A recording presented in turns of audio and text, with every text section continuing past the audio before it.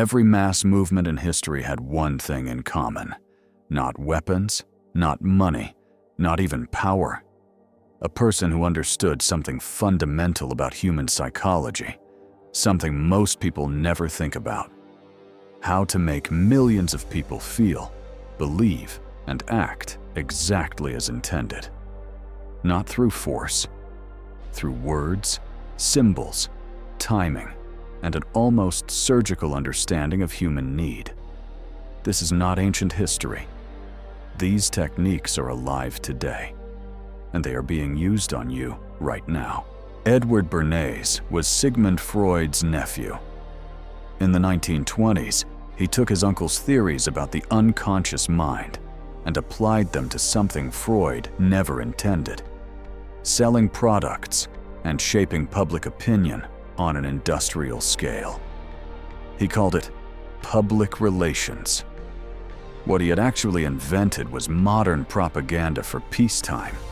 His most famous experiment: he was hired by the American Tobacco Company to get women to smoke. At the time, women smoking in public was taboo.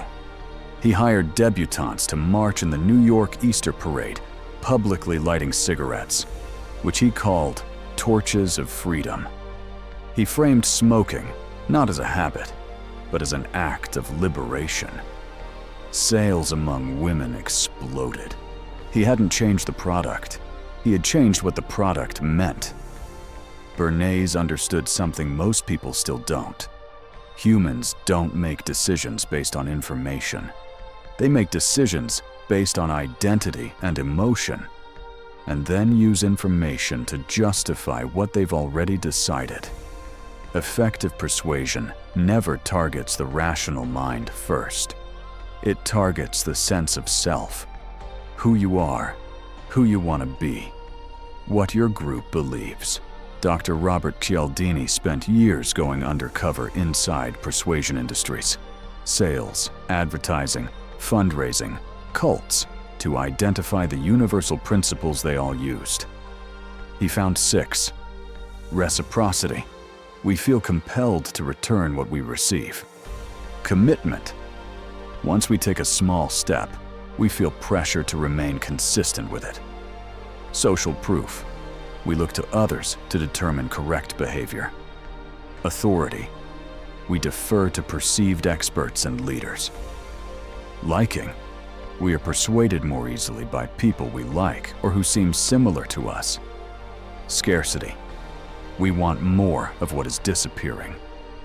Every cult, every political movement, every advertising campaign in history uses combinations of these 6 principles.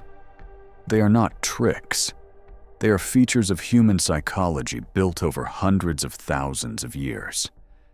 They exist because in most contexts they work. In stable communities, reciprocity builds cooperation. Social proof prevents dangerous individual experimentation. Authority allows knowledge to transfer efficiently. Manipulators don't create these responses. They exploit them. What Cialdini discovered behaviorally, neuroscience has since confirmed structurally. Each of his 6 principles activates specific neural systems with deep evolutionary roots. Reciprocity activates the brain's fairness circuitry. Violations of reciprocity trigger the same disgust response as physical contamination. Scarcity activates the threat detection system. The amygdala treats disappearing resources the same as approaching predators. Social proof activates mirror neuron systems. We are wired to synchronize with group behavior automatically and unconsciously. The most sophisticated persuaders layer these triggers deliberately. Occult recruitment follows a precise sequence. Liking first, then reciprocity through gifts and attention, then commitment through small escalating asks, then social proof through immersion in true believers, then authority through the leader, then scarcity through the idea that this truth is available only here. Each layer makes the next more powerful. By the end, Leaving requires fighting 6 deeply embedded psychological systems simultaneously.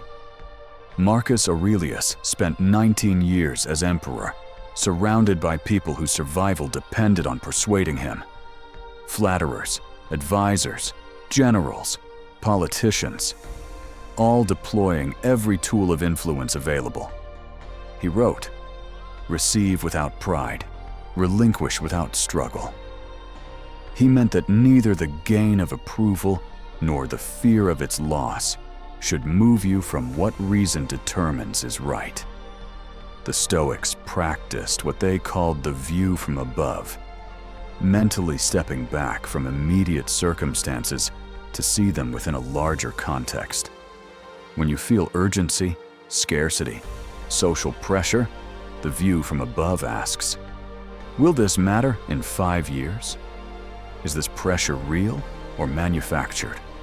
What would I decide if no one was watching and there was no deadline? 3 inoculations against dark persuasion. First, identify which principle is being activated before you respond. Reciprocity, commitment, social proof, authority, liking, scarcity. Naming it creates distance. Second, manufactured scarcity is almost always fake. Real opportunities rarely require immediate, irreversible decisions. If the pressure to decide now is intense, that intensity is the warning. Third, separate the message from the messenger. Liking someone is not a reason to believe them. Authority is not the same as truth. Ask, would I believe this if someone I didn't like was saying it? Edward Bernays died in 1995 at the age of 103. He spent his entire life proud of what he had built. He believed that managing public opinion was necessary, that people needed to be guided because they could not be trusted to make good decisions alone. He may have been right about the vulnerability. He was wrong about the conclusion. The answer to human psychological vulnerability is not manipulation by enlightened experts. It is understanding. Now you have it. If this series is changing how you move through the world, subscribe. Next video, the complete psychology of cult recruitment, from the first conversation to total control. See you there.